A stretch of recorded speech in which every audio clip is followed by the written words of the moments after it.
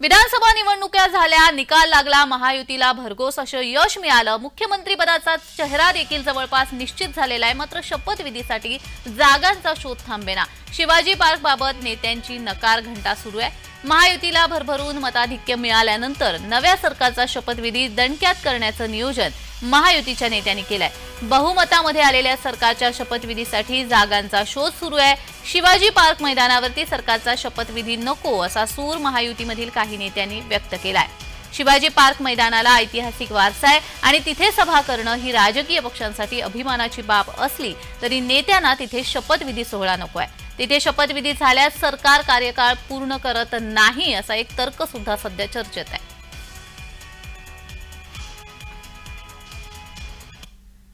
Shivaji park मैदानाला नेत्यांची नापसंती का आहे पाहूयात।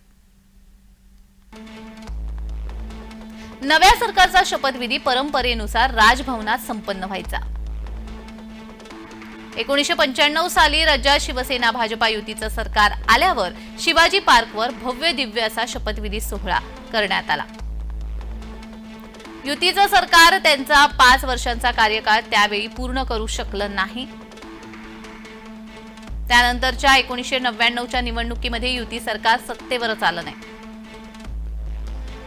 त्यानंतर 2019 साली महाविकास आघाडीच्या सरकारच्या शपथविधी सोहळ्याचं शिवाजी पार्क मैदानावर भव्य आयोजन करण्यात आलं होतं।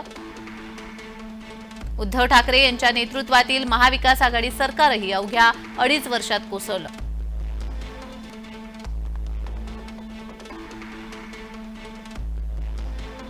त्यानंतर 2024च्या निवडणुकीमध्ये महाविकास आघाडीचा आता दारुण पराभव झालेला आहे।